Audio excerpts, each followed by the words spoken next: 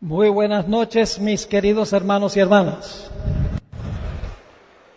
Es un placer estar aquí con ustedes en San Cristóbal, por donde he tenido el privilegio de pasar muchas veces, pero en realidad nunca me he quedado por una cantidad de tiempo significativo.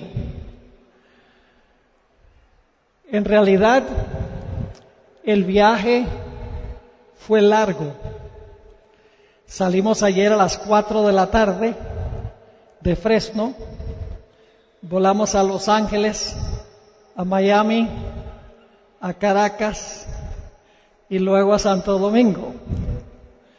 Así que tenemos más o menos 24 horas y algo más viajando. Así que espero que ustedes estén orando para que el Señor me dé una mente clara y palabras claras para predicar el mensaje del Señor. Quiero en primer lugar agradecerle al hermano John Wilfer Mejía, con quien tuve el privilegio de hablar primero sobre la posibilidad de venir aquí a San Cristóbal. Y luego quiero agradecerle a la misión, a sus administradores, Pastor Martínez, por haber apoyado esta actividad. De verdad que no se podría haber hecho una actividad de este alcance sin el apoyo de la misión. Así que quiero agradecerle a la misión por el esfuerzo que han hecho para que esta pueda ser una actividad no solo de una iglesia, sino que pueda ser una actividad regional. Ustedes se darán cuenta que el título del temario para esta semana es el panorama profético. Posiblemente algunos de ustedes están esperando que yo predique una serie de temas sobre Daniel y Apocalipsis. Tenía originalmente la intención de hacer eso,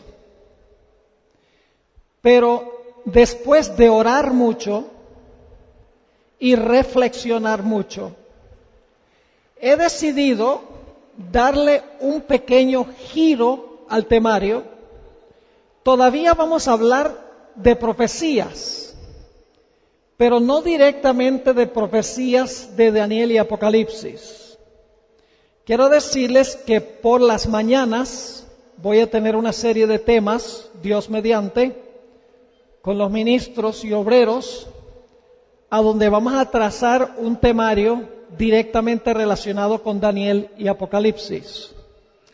Pero yo creo que el temario que vamos a estudiar aquí, que se relaciona directamente con las profecías, va a ser una bendición para todos nosotros. Así que ojalá traigan sus Biblias. Aquellos que me conocen saben que yo uso mucho la Biblia. Hay que traer la espada.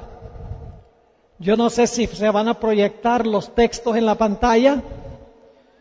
Si se proyectan, va a ser un poco más fácil para ustedes. Si no se proyectan y no tienen Biblia, va a ser un poco difícil. Así que por favor recuerden traer sus Biblias.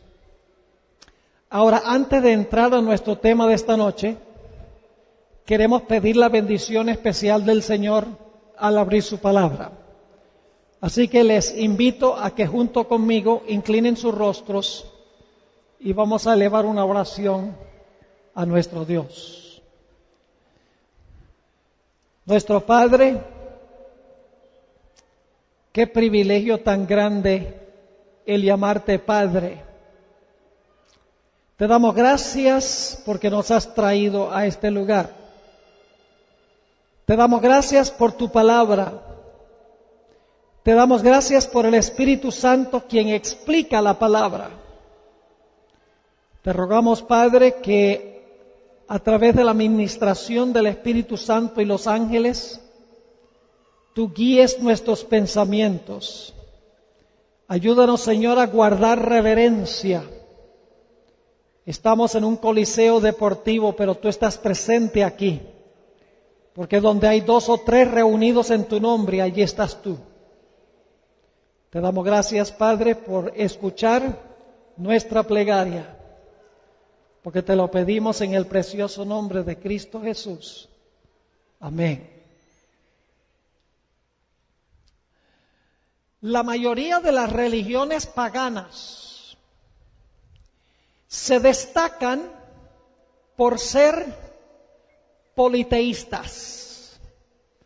Es decir, se destacan por creer en la existencia de múltiples dioses. Hay muy pocas religiones antiguas que son monoteístas. En el mundo actual hay 2 grandes religiones que son estrictamente monoteístas, es decir, creen en un solo Dios, una sola persona, que son los judíos y los musulmanes. Ahora, nosotros los cristianos creemos en el monoteísmo, pero tenemos un concepto diferente que el concepto que tienen los judíos y los musulmanes. Somos monoteístas, pero con un concepto distinto. Ahora, los primeros discípulos que predicaron el Evangelio tenían un problema muy complicado para presentar el Evangelio. El problema que ellos tenían era predicarle el Evangelio a los judíos y decir que Dios el Padre era Dios, que el Hijo era Dios y que el Espíritu Santo es Dios. ¿Cómo podían los apóstoles predicarle a los judíos tal enseñanza si los judíos creían que Dios era una sola persona?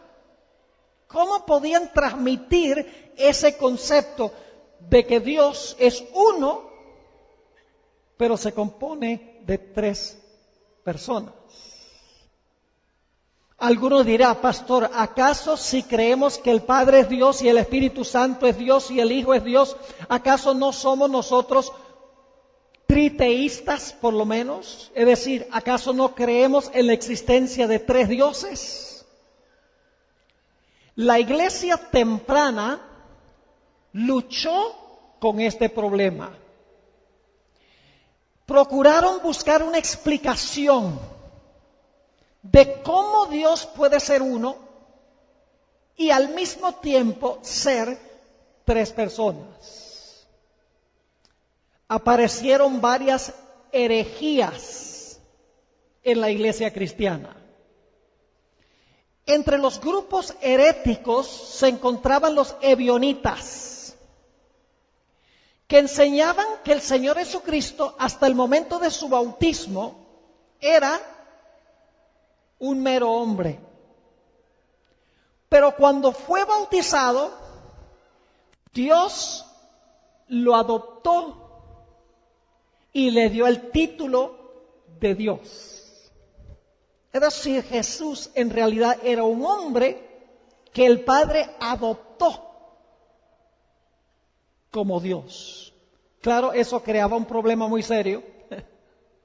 Y es que tenía uno un Dios por naturaleza y otro Dios nada más de título. Otros procuraban explicar cómo puede ser Dios uno y al mismo tiempo 3, expresando una teología herética que se conoce como el modalismo. Es la idea de que Dios es una sola persona, pero en el Antiguo Testamento se manifestó como Padre, en los Evangelios se manifiesta como Hijo, y en el periodo de la Iglesia se manifiesta como el Espíritu Santo. Una sola persona que se manifiesta en 3 diferentes formas en 3 diferentes periodos. Una herejía, según determinó la Iglesia cristiana. Luego tenemos otra herejía que surgió, el arrianismo. Básicamente los testigos de Jehová hoy son los herederos de esa herejía. Es la idea de que solo hay un individuo que es Dios, en todo sentido de la palabra. Que ese Dios, muy atrás, en los siglos de la eternidad, creó a Cristo Jesús. Es decir, que Jesús, según este concepto, tuvo un origen. Y el Padre le puso el título Dios. Como Dios lo creó, se podría decir que era un Dios. Y Arrio también enseñaba que el Espíritu Santo no es una persona, sino que el Espíritu Santo es la fuerza activa o la energía de Dios. Este concepto también fue condenado en los primeros siglos de la historia de la iglesia cristiana. Ahora, alguno podría decir, Pastor Bor, ¿no es ilógico decir que 1 más 1 más 1 es igual a 1? Eso es matemáticamente absurdo.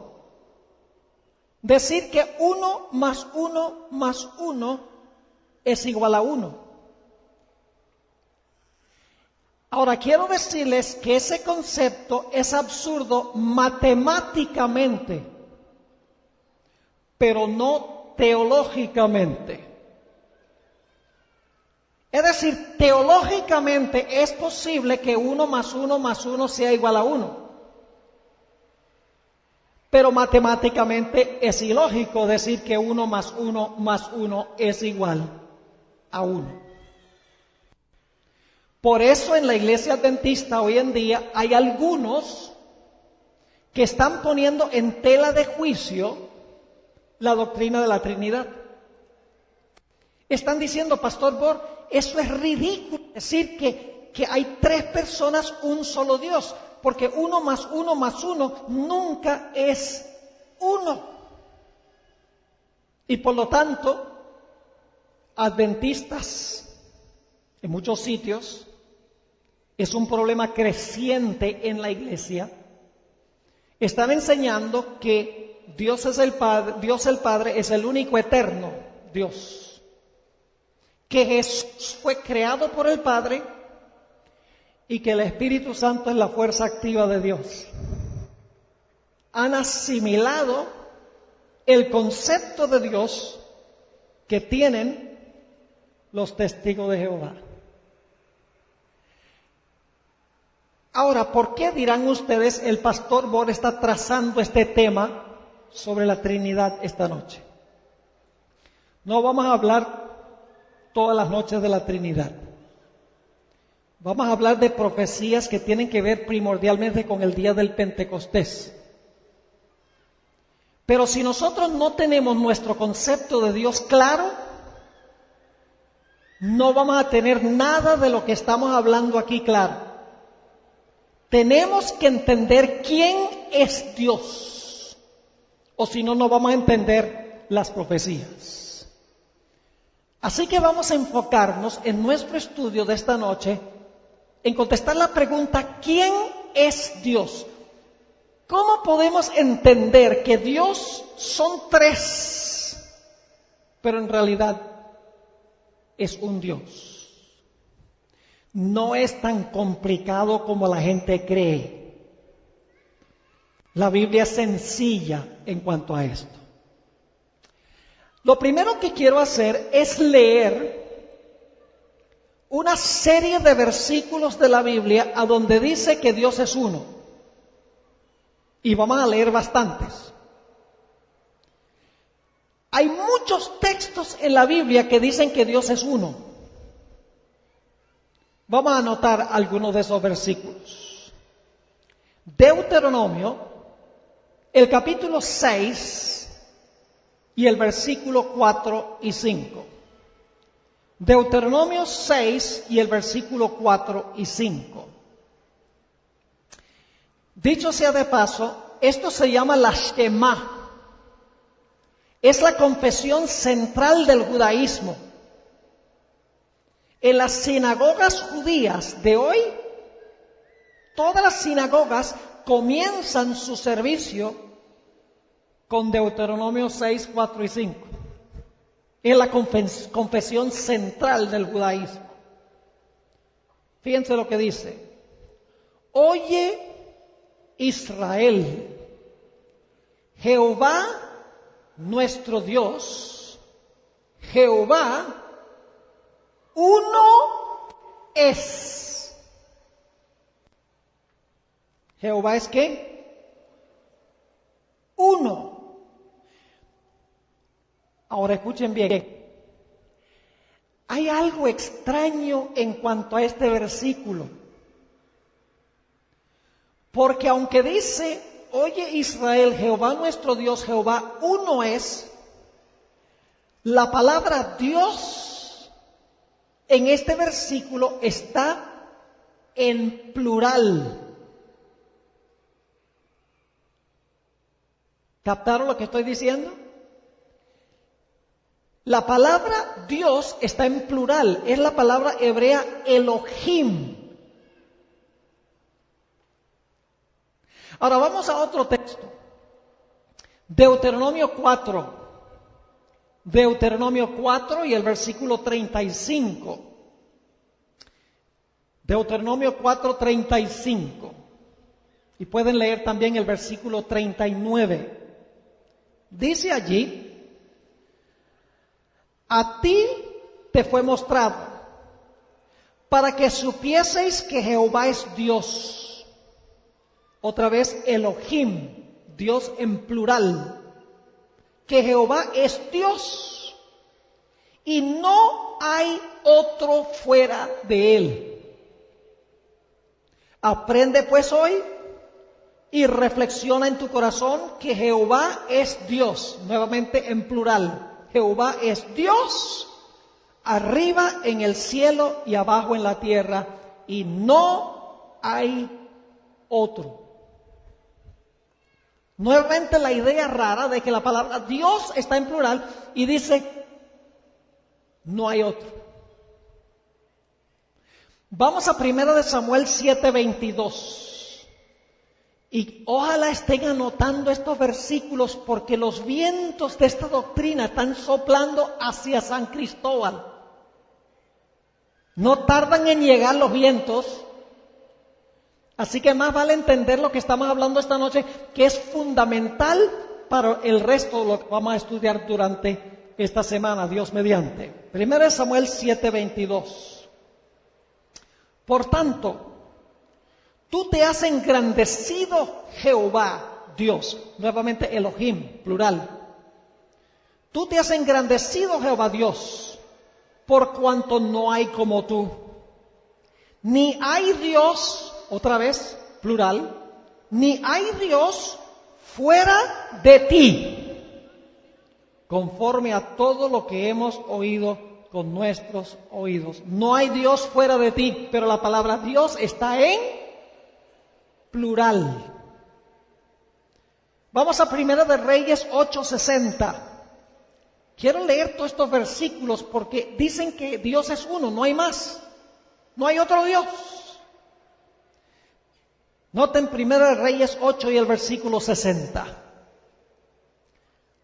A fin de que todos los pueblos de la tierra sepan que Jehová es Elohim, que Jehová es Dios, otra vez la palabra Dios en plural, y que no hay otro. Dios en plural y dice, no hay otro. Segunda de Reyes 19:15. Segunda de Reyes 19 y el versículo 15. Aquí está orando el rey Ezequías. Y dice, y oró Ezequías delante de Jehová diciendo, Jehová, Dios de Israel, que moras entre los querubines, solo tú eres Elohim,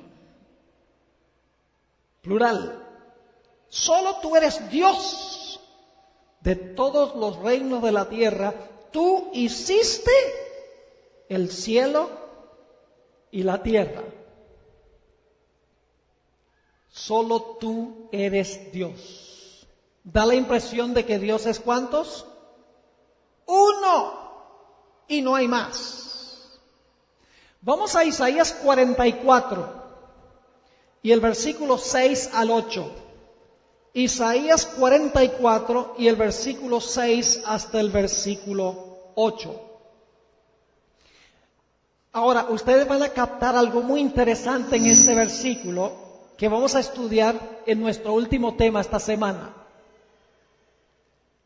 Vamos a ver si captan algo muy extraño de este versículo, versículo 6.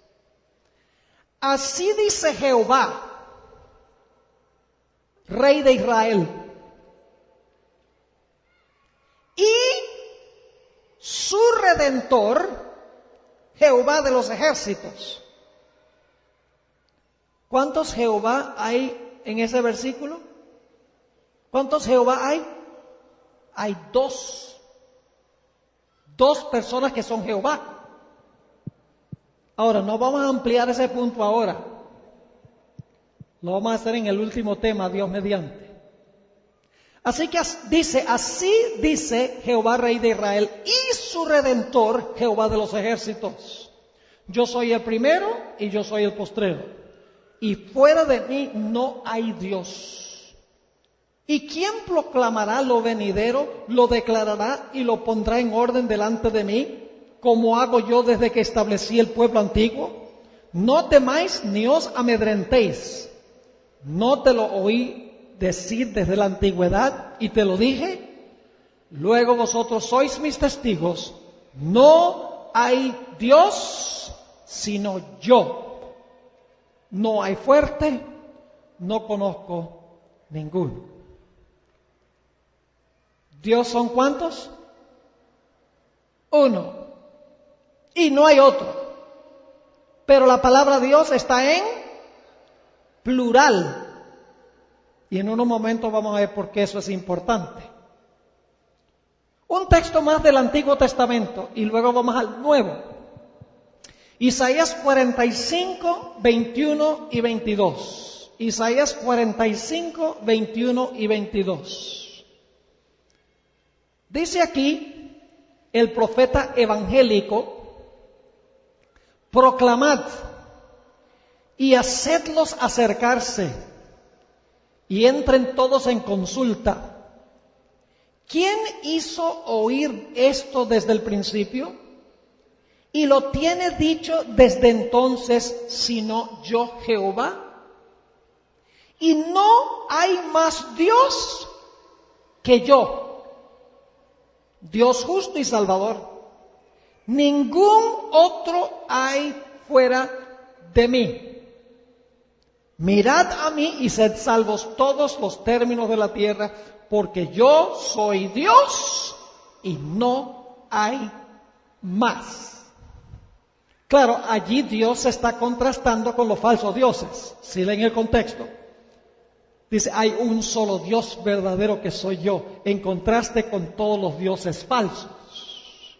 Pero dice que Dios es uno. Ahora, nos podríamos preguntar, ¿será que el Nuevo Testamento también dice que Dios es uno? ¿Será que el Nuevo Testamento está en armonía con el Antiguo Testamento? Absolutamente. Vamos a San Marcos, el capítulo 12, Marcos 12, y vamos a leer el versículo 29 y entonces saltamos al versículo 32. Marcos 12, 29. Jesús está hablando a un joven experto en la ley de Moisés. Jesús le respondió: el primer mandamiento de todos es: oye Israel, el Señor nuestro Dios, el Señor ¿qué? Uno es. ¿Recuerdan que leímos eso de Deuteronomio 6, 4 y 5? Ahora, el abogado está diciéndole a Jesús, Deuteronomio 6 y el versículo 4 y 5 dice que el más grande mandamiento, el primero, es: oye Israel, el Señor nuestro Dios, el Señor uno es. Versículo 32.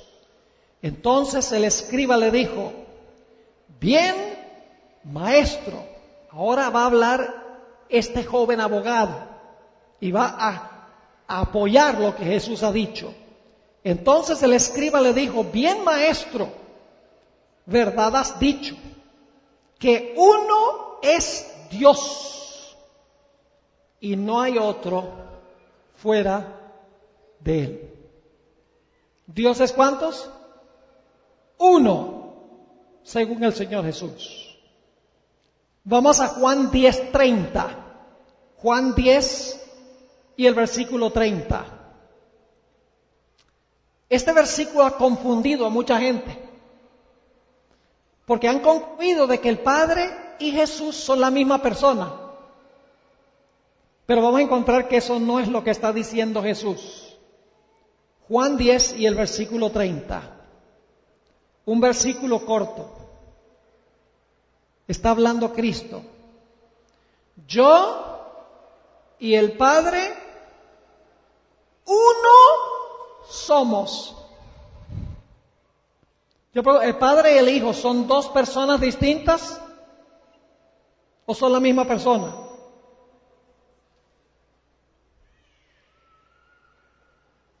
Son dos personas distintas.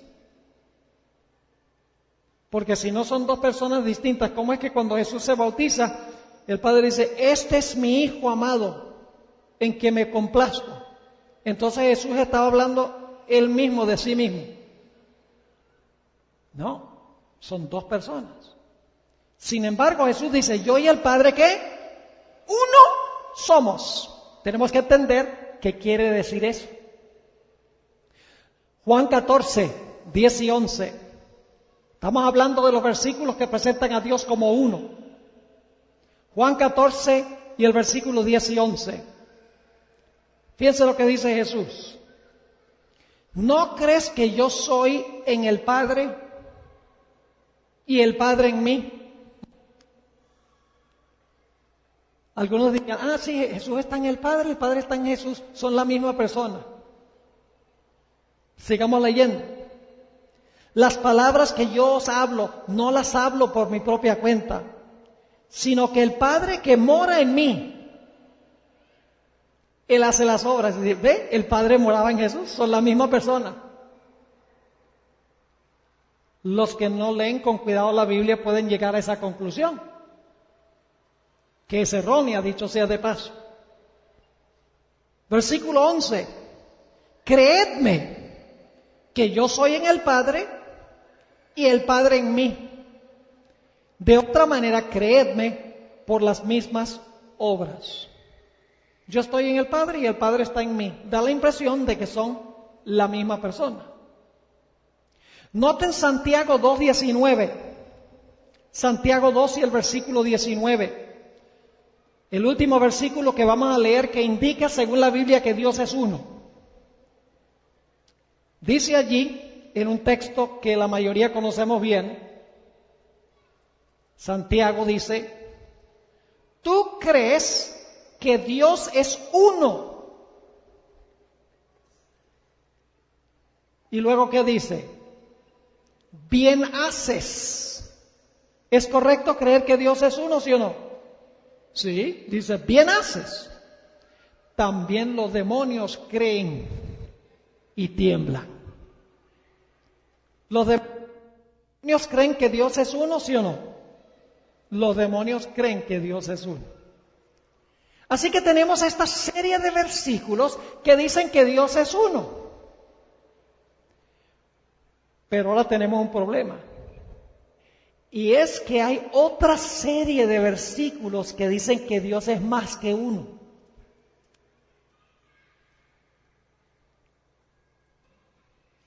¿Cómo reconciliamos eso?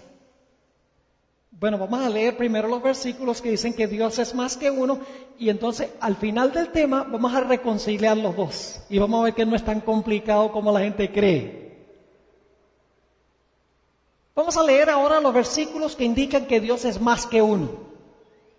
Vamos a Génesis 1 y el versículo 26. Génesis 1 y el versículo 26. Está hablando aquí de la creación del hombre. Y está hablando Dios. Fíjense. Entonces dijo Dios, en plural, Dios, Elohim. Entonces dijo Dios, hagamos. ¿Ese verbo está en singular o plural? Plural. Dijo Dios, en plural, hagamos al hombre a nuestra imagen conforme a nuestra semejanza. Y algunos dicen, pues es que Dios el Padre le estaba hablando a los ángeles. No es posible. Porque el hombre no fue creado a imagen de los ángeles, fue creado a imagen de Dios. Así que dice, hagamos al hombre a nuestra imagen conforme a nuestra semejanza. Noten Génesis 11:7. Génesis 11 y el versículo 7. Está hablando de la torre de Babel. Noten nuevamente el plural, los verbos en plural. Porque Dios dice, ahora vamos a descender y vamos a confundir las lenguas. Dice, ahora pues, descendamos y ¿qué? Y confundamos allí su lengua para que ninguno entienda el habla de su compañero. Quiero que recuerden este versículo porque más adelante esta semana vamos a hablar de este versículo. Nuevamente los verbos en plural. Descendamos y ¿qué? Confundamos allí sus lenguas. Noten Isaías 61:1. Ahora empezamos a captar que Dios son tres. Cuando dice, hagamos a nuestra imagen conforme a nuestra semejanza, es plural, pero uno no sabe cuántos. Pero en Isaías 61:1 se habla de tres. Note lo que dice. Aquí está hablando Jesús proféticamente. Jesús comenzó su ministerio citando el Isaías 61:1. Fíjense lo que dice. Vamos a contar. El Espíritu, 1, de Jehová el Señor, 2, está sobre mí. Recuerden que aquí está hablando Jesús. ¿Cuántos hay allí? 3. El Espíritu, Jehová el Señor y la palabra mí, que se refiere a quién? Se refiere a Jesús. Y sigue diciendo, porque me ungió Jehová, me ha enviado a predicar buenas nuevas a los abatidos, a vendar a los quebrantados de corazón, a publicar libertad a los cautivos y a los presos, apertura de la cárcel. Jesús se aplicó esto a sí mismo en Lucas 4:16 cuando comenzó su ministerio. Dijo eso mismo, el Espíritu del Señor Jehová es sobre mí.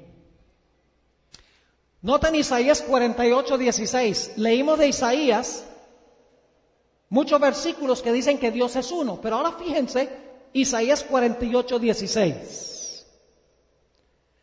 Acercaos a mí, oíd esto.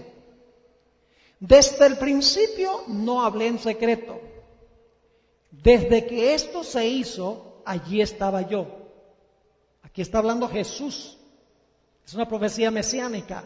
Y luego dice, y ahora me envió, ¿quién? Me envió, ahí está uno, Jehová el Señor, dos, y su Espíritu, tres. Noten Isaías 63, 9 y 10. Estamos todavía leyendo los versículos que dicen que Dios es más que uno, específicamente tres. Isaías 63, 9 y 10. Interesante, dice: en toda angustia de ellos, Él fue angustiado. Ese es Dios el Padre, vamos a ver. En toda angustia de ellos, Él fue angustiado. Ese es el número uno. Y el ángel de su faz los salvó. ¿Cuántos van? Dos. Y en su clemencia los redimió y los trajo y los levantó todos los días desde la antigüedad. Mas ellos fueron rebeldes e hicieron enojar, ¿qué? Su Santo Espíritu, por lo cual se les volvió enemigo y él mismo peleó contra ellos. ¿Cuántos hay en esos versículos? Tres. El Padre dice que Él fue angustiado. Luego habla en segundo lugar del ángel de su faz. Y en tercer lugar habla de su Santo Espíritu. Ya en el Antiguo Testamento tenemos una indicación de que Dios se compone de tres personas. Ahora el Nuevo Testamento es explícito. Vamos a leer algunos textos del Nuevo Testamento. Mateo 3, 16 y 17. Mateo 3, 16 y 17. Está hablando aquí del bautismo de Jesús. Y casi ni siquiera tengo que leerlo porque ustedes conocen este pasaje. Pero leámoslo. Dice: y Jesús, está la primera persona, después que fue bautizado, subió luego del agua, y he aquí los cielos le fueron abiertos, y se vio que al Espíritu de Dios, ahí van dos, que descendía como paloma y venía sobre él, y hubo una voz de los cielos, número 3, que decía: este es mi Hijo amado, en quien tengo complacencia. El Padre está hablando del cielo, el Espíritu Santo está descendiendo y el Señor Jesucristo se está bautizando. 3. Vamos a Lucas 1:35. Lucas 1 y el versículo 35. Hay tantos textos que podríamos leer. Voy a seleccionar algunos porque luego quiero reconciliar los dos grupos de textos. Lucas 1:35. Se está anunciando el nacimiento de Cristo, la concepción de Cristo. Dice: respondiendo el ángel le dijo: el Espíritu Santo vendrá sobre ti. Está hablándole a María. El Espíritu Santo vendrá sobre ti. Y el poder del Altísimo, ahí está número 2, el poder del Altísimo te cubrirá con su sombra.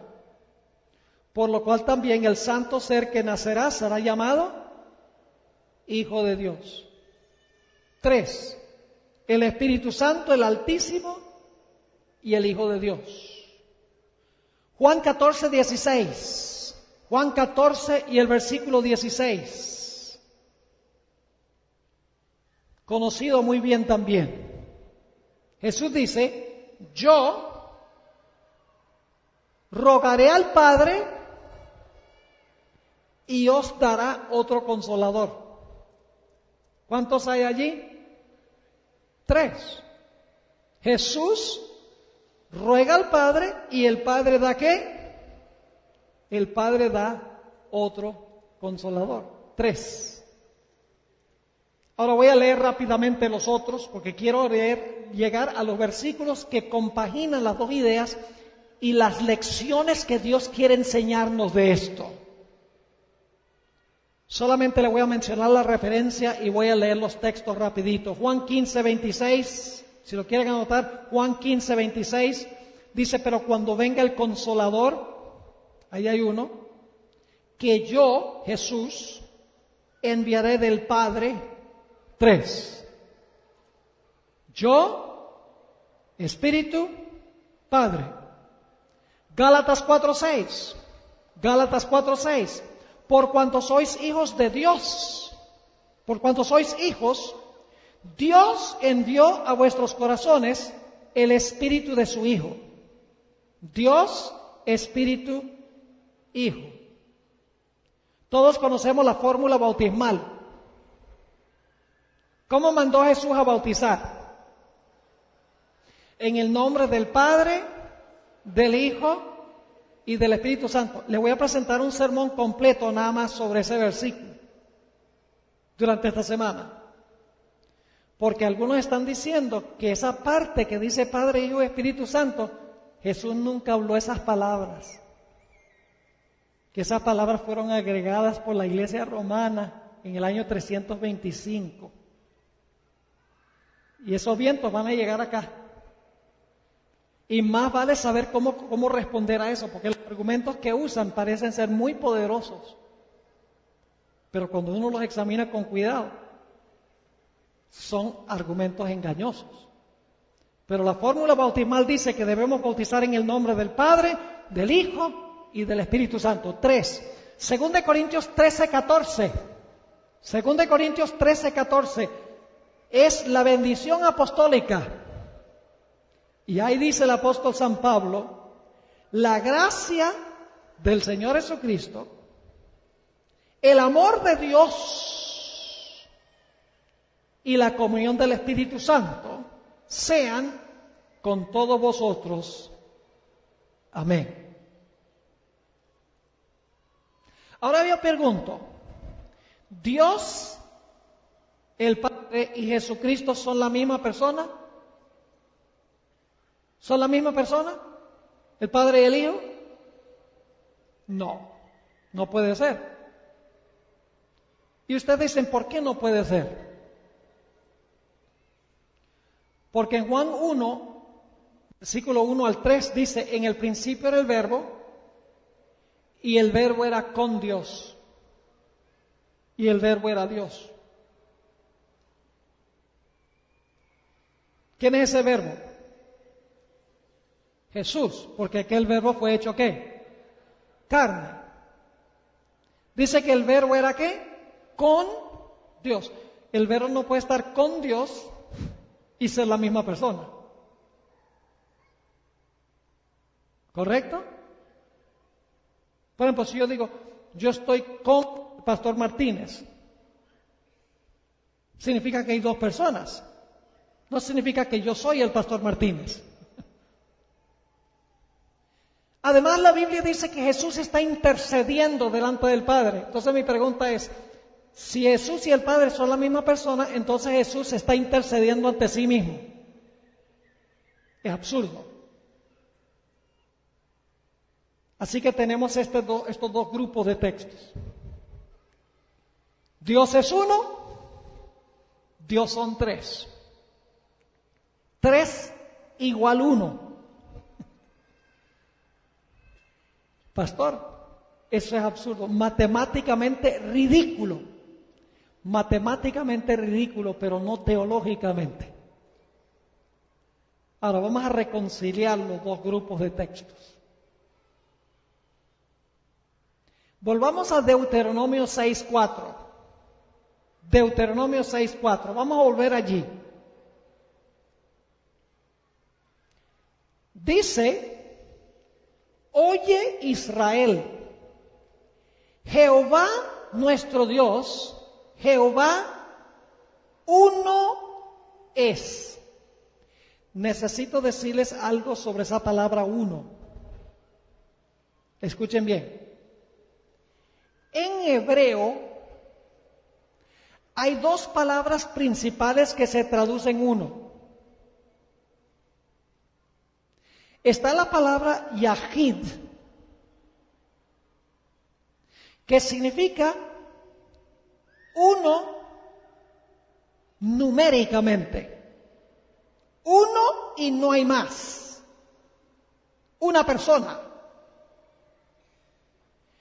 Pero la palabra que se usa en Deuteronomio 6, 4 y 5 no es la palabra Yahid.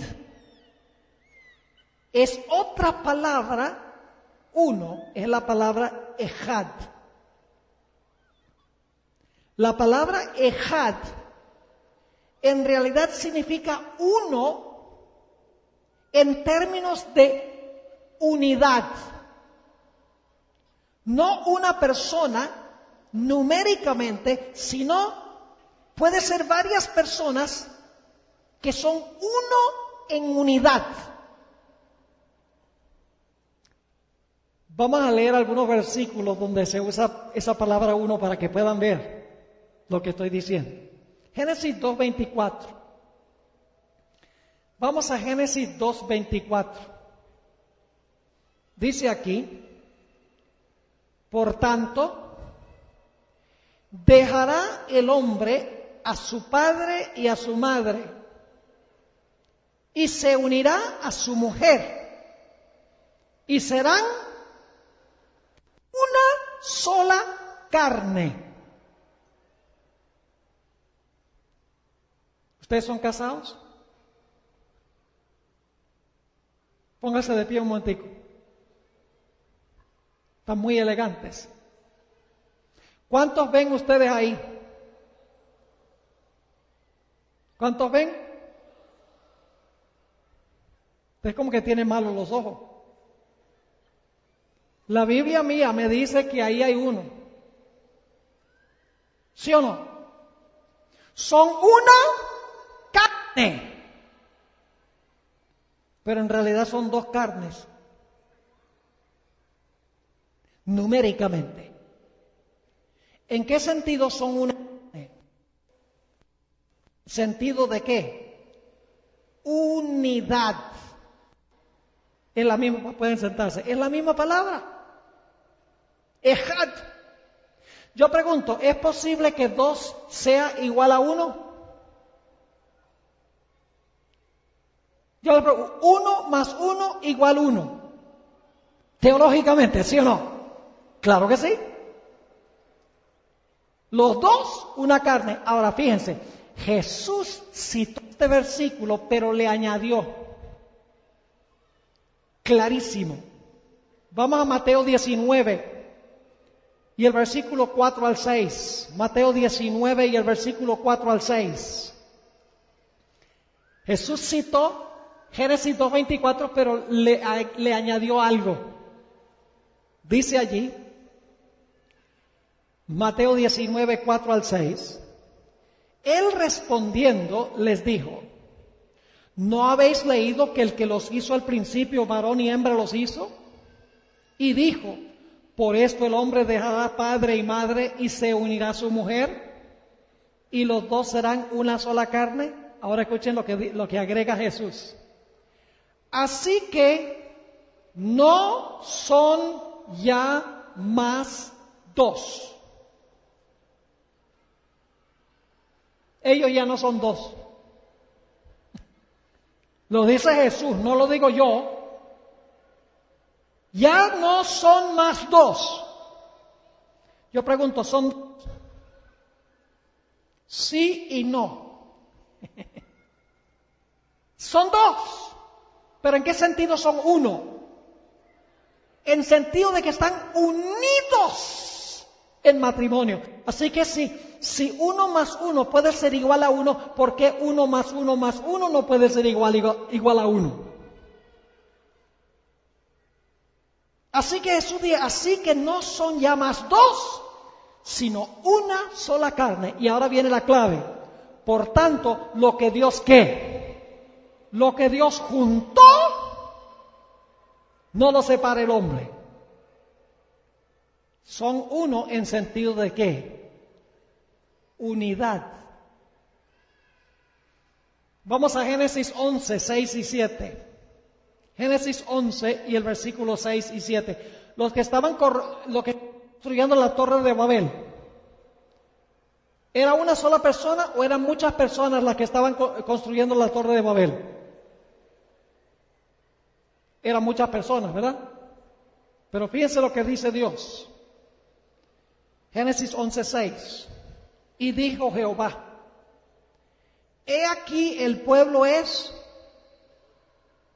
uno. Es decir, todas las personas se metieron en un solo cuerpo. ¿Fue así? ¿Se metieron todos en un solo cuerpo para formar una sola persona? No. ¿En qué sentido eran uno? Estaban unidos en rebelión contra Dios. Así que dice, he aquí el pueblo es uno. Y todos estos tienen un solo lenguaje. Y ha comenzado la obra y nada les hará desistir ahora de lo que han pensado hacer. Ahora les voy a decir algo audaz.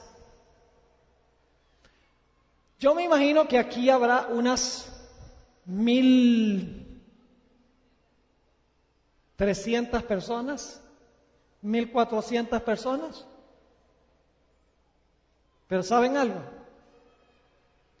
Todos los que están aquí son uno. O deben ser uno. Y usted dice, ¿la Biblia dice eso? Vamos a Gálatas 3:28. Gálatas 3 y el versículo 28. Fíjense lo que dijo el apóstol San Pablo.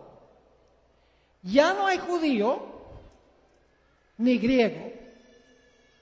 No hay esclavo ni libre. No hay varón ni mujer. Porque todos vosotros sois, ¿qué? Uno en Cristo Jesús. Pregunta, 1.300 igual a 1. ¿Verdadero o falso? Verdadero. Pregunta, 1.300 igual a 1.300. Verdadero. La palabra uno significa uno en sentido de unidad. Es decir, la Trinidad son tres personas perfectamente unidas.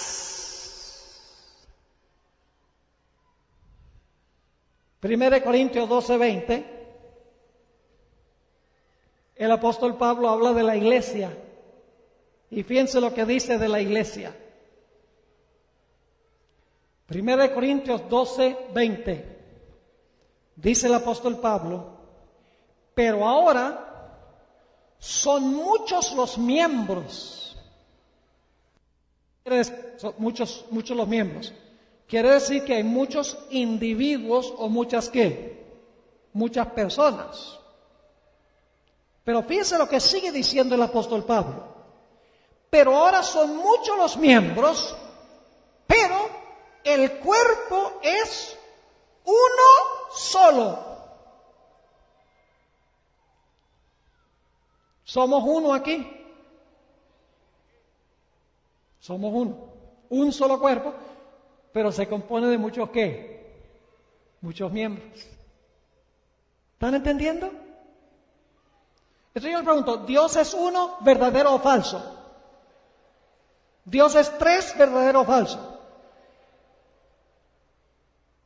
Pero ustedes no tienen sentido. ¿Están diciendo que 3 es igual a 1? ¿Sí? ¿3 es igual a 1? Absolutamente. Ahora quiero darles un ejemplo final de la Sagrada Escritura de cómo se usa la palabra uno. ¿Ustedes recuerdan cuando los discípulos iban en el último viaje con Jesús a Jerusalén? Estaban peleando, ¿sí o no? ¿Cuál era el tópico de discusión?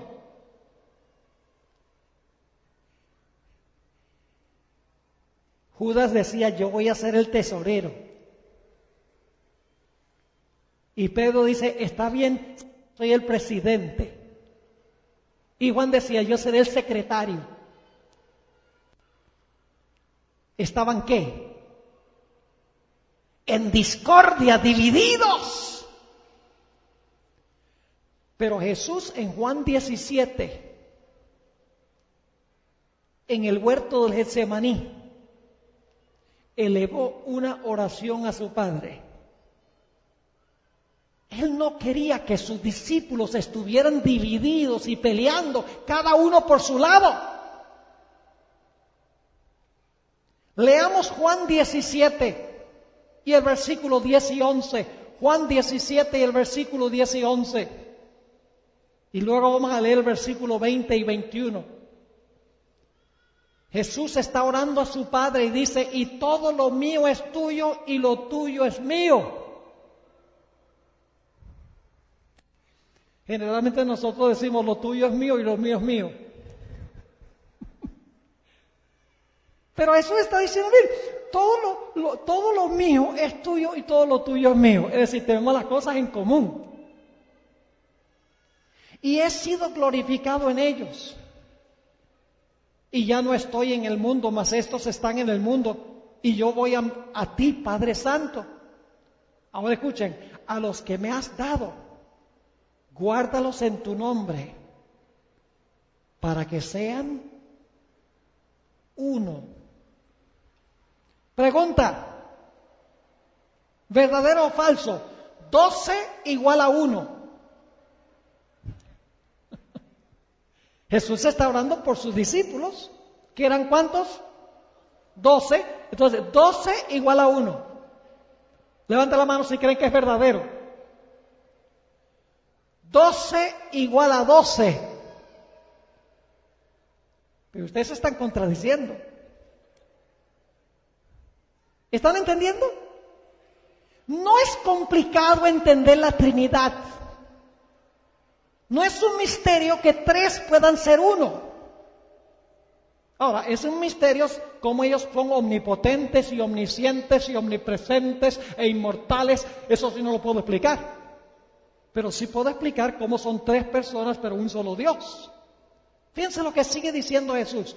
Dice, para que sean uno, ahora escuchen bien, que estos 12 sean uno, así como nosotros. ¿El Padre y el Hijo son 2? ¿El Padre y el Hijo son 2, sí o no? ¿Son 2? Sí, Señor.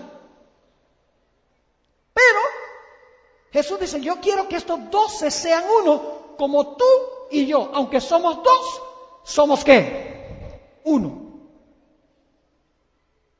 Sigue diciendo en el versículo 11, mas no ruego solamente por esto, sino también por los que han de creer en mí, por la palabra de ellos. Versículo 21, para que todos sean ¿qué? Uno, como tú, oh Padre, en mí y yo en ti, que también ellos sean ¿qué? Uno en nosotros, para que el mundo crea que tú me enviaste.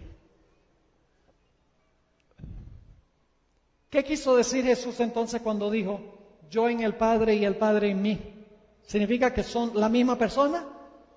No, significa que están en perfecta ¿qué? En perfecta unidad.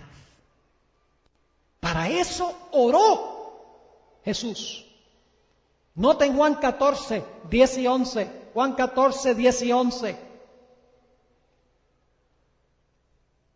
Dice Jesús, ¿no crees que yo soy en el Padre y el Padre en mí? Las palabras que yo os hablo, no las hablo por mi propia cuenta, sino que el Padre que mora en mí, Él hace las obras. Creedme que yo soy en el Padre y el Padre en mí. De otra manera, creedme por las mismas obras. Jesús no está diciendo que el Padre y Él son la misma persona, está diciendo que los dos están en perfecta unidad. Por eso yo creo que sería mejor, en vez de hablar de la doctrina de la Trinidad, sería mejor hablar de la doctrina de la triunidad. Para mí tiene más sentido hablar de la doctrina de la triunidad. 3 en perfecta unidad. 3 pero uno en pensamiento, uno en poder, uno en atributos, uno en carácter, uno en obra, uno en propósito, uno en planes, pero no en persona. Se pueden distinguir, pero no se pueden separar. Ahora, algunas personas usan algunas analogías o ilustraciones imperfectas para ayudarnos a entender mejor la Trinidad, pero no me gustan estas ilustraciones. Por ejemplo, dicen, un árbol tiene raíz, ramas y fruto.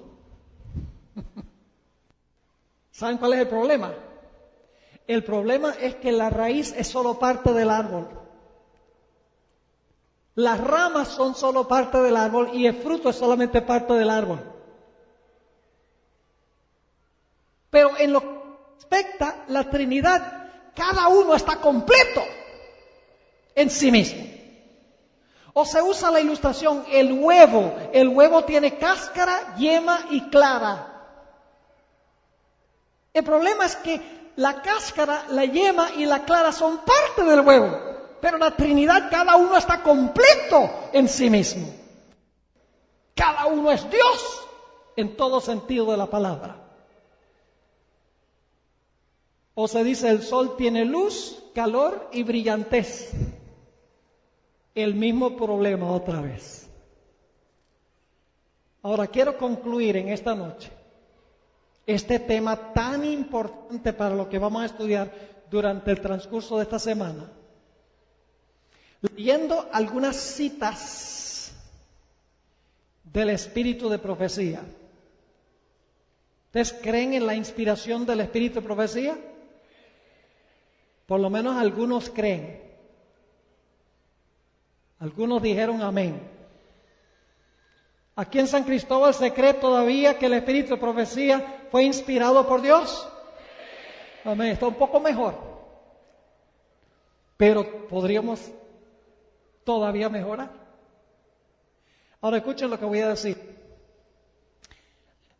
Los que están enseñando en contra de la Trinidad en la iglesia dicen que estas citas de la hermana White han sido adulteradas. ¿Lo van a oír? Los vientos vienen y le van a decir, esas citas donde la hermana White dice que son 3 y el trío dice, esos fueron adulterados. Escuchen bien lo que voy a decir. Todas estas citas que yo les voy a leer, las he leído escritas con el puño de Elena G. de White en su propia letra. Es mentira abierta de que estas citas han sido adulteradas, le han quitado o le han añadido. Es más, ustedes pueden ir al internet, a la página web del Centro White, y ahí hay un individuo que hizo un estudio de todas estas citas que les voy a leer. Y ahí él tiene en la página web las citas. Ustedes no tienen que ir a Washington para ver en el Centro White las citas. Ahí están todas copiadas. Las pueden leer en la letra del NG de White. Así que no se coman el cuento. Fíjense lo que dice la sierva del Señor. Esta cita que voy a leer se encuentra, lamentablemente no está en una fuente en español que pude conseguir, pero está en la revista Adventista, donde escribió Elena White muchos artículos, 15 de agosto de 1907. Dice esto. Está hablando de Hebreos 1, 1 y 2. Aquí se trae a colación la posición que ocupa Cristo en relación con su Padre. Ahora escuchen bien. Mientras que son uno en propósito y uno en mente, no obstante, son dos en personalidad. ¿Acaso no podemos aprender de esto la unidad que debe existir entre los creyentes? En el Ministerio de Curación, página 329, dice la sierva del Señor: las Escrituras, dicho sea de paso, el Ministerio de Curación no es una compilación de citas de la hermana White, fue escrito por Elena G. de White, ese libro. Las Escrituras indican con claridad la relación entre Dios y Cristo y manifiestan con no menos claridad la personalidad y la individualidad de cada uno de ellos. ¿Qué significa individualidad? Son los rasgos que me distinguen a mí de Él. Yo soy un individuo, Él es otro. Sigue diciendo, la personalidad del Padre y del Hijo, como también la unidad que existe entre ambos. Fíjense, personalidad, cada uno tiene personalidad, pero dice la unidad que existe entre ambos. Aparecen en el capítulo 17 de Juan, en la oración de Cristo por sus discípulos. Mas os ruego, no ruego solamente por estos, sino también por los que han de creer en mí por la palabra de ellos, para que todos sean una cosa, como tú, oh Padre, en mí y yo en ti, que también ellos sean en nosotros una cosa, para que el mundo crea que tú me enviaste. Y luego dice, la unidad que existe entre Cristo y sus discípulos no destruye la personalidad de uno ni de otros. La unidad entre Cristo y sus discípulos no destruye, dice ella, la personalidad de uno ni de otros. Son uno en propósito, en espíritu, en carácter, pero no en persona. Así es como Dios y Cristo son uno. Más claro no canta un gallo a las 3 de la mañana. Ahora, ¿creía Elena G. de White en la Trinidad? Leo un par de citas para concluir. Escuchen bien. Hay 3 personas vivientes en el trío celestial. Por si acaso no entendían lo que es 3, sí saben lo que es trío. Hay 3 personas vivientes en el trío celestial. En el nombre de estos 3 grandes poderes, el Padre, el Hijo y el Espíritu Santo, son bautizados los que reciben a Cristo mediante la fe. Y estos poderes colaborarán con los súbditos obedientes del cielo en sus esfuerzos por vivir la vida nueva en Cristo. ¿Por qué es importante la doctrina de la Trinidad? Para concluir, les voy a mencionar 2 razones. ¿Qué tiene que suceder para que exista el amor? Hay que tener, para tener amor, ¿cuántas personas por lo menos hay que tener? 2. Para haber amor tiene que haber un dador y un ¿qué? Un receptor. Escuchen bien. Si alguna vez el Padre estuvo solo y no estaba ni el Hijo ni el Espíritu Santo, porque el Hijo fue creado por el Padre y después el Espíritu Santo ni es persona, sino que es una fuerza activa, entonces yo pregunto, ¿a quién amaba el Padre cuando no había nadie a quien amar? La doctrina de la Trinidad garantiza la eternidad del amor de Dios. Nunca hubo un tiempo en que había menos que 3 personas amándose unos a otros antes que Dios creara cualquier cosa en el universo. Tenían un amor entrañable, los 3. por la eternidad. La segunda razón por la cual la doctrina de la Trinidad es tan importante, hermanos y hermanas. Satanás estuvo en el cielo, ¿sí o no?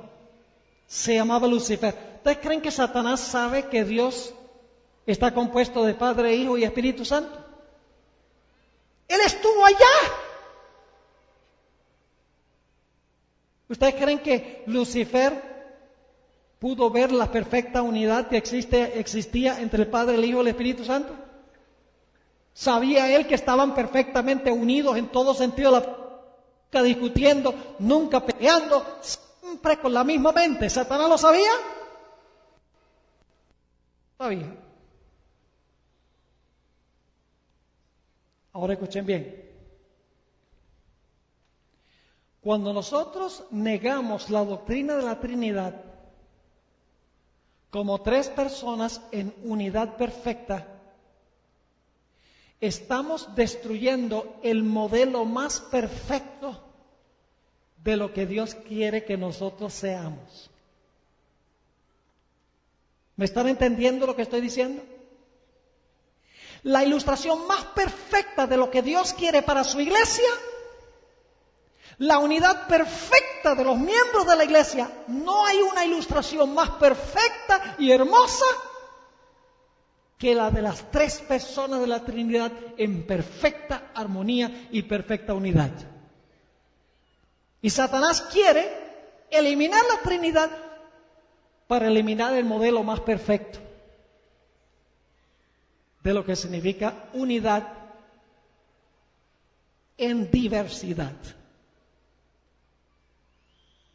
Mis hermanos y hermanas, es vital que nosotros comprendamos esta doctrina si queremos entender las profecías, si queremos entender lo que sucedió en el día del Pentecostés, si queremos entender el plan que Dios tiene para su iglesia en estos últimos días. Satanás lo sabe. Y por eso Satanás está tratando de destruir esta doctrina cardinal y tan importante de la iglesia. Dios nos libre a nosotros de inclinar el oído para escuchar estas doctrinas que están proliferando por allí. No proceden de Dios. No están en armonía ni con la Biblia, ni con el espíritu de profecía, ni con las enseñanzas que Dios ha encomendado a su iglesia. Y termino con este punto. El concepto que tenían los paganos y el concepto bíblico son radicalmente distintos. ¿Saben ustedes? Los paganos creían en muchos dioses. Pero ¿saben cómo eran esos dioses? Todo el tiempo vivían peleando. Y querían matar al otro para quitarle. Ese no es el concepto de la Trinidad. El concepto de la Trinidad es tres personas, un solo Dios, obrando para la salvación del hombre. Oremos. Padre Celestial, te damos gracias por la claridad de tu santa palabra. Te damos gracias, Padre, que tú nos has dado un vistazo de lo que es la Trinidad, la unidad que existe entre los tres miembros de la Trinidad, que trabajan en perfecta armonía para que nosotros entendamos que eso es lo que tú quieres para tu iglesia. Muchos individuos unidos con un mismo fin, un mismo propósito, un mismo carácter. Padre, te rogamos que durante esta semana tú derrames tu Espíritu Santo sobre este lugar, para que la oración de Cristo se pueda contestar, que todos sean uno, como tú y yo somos uno. Gracias, Padre, por haber estado con nosotros y por escuchar nuestra oración, porque te lo pedimos en el precioso nombre de tu Hijo, Cristo Jesús. Amén.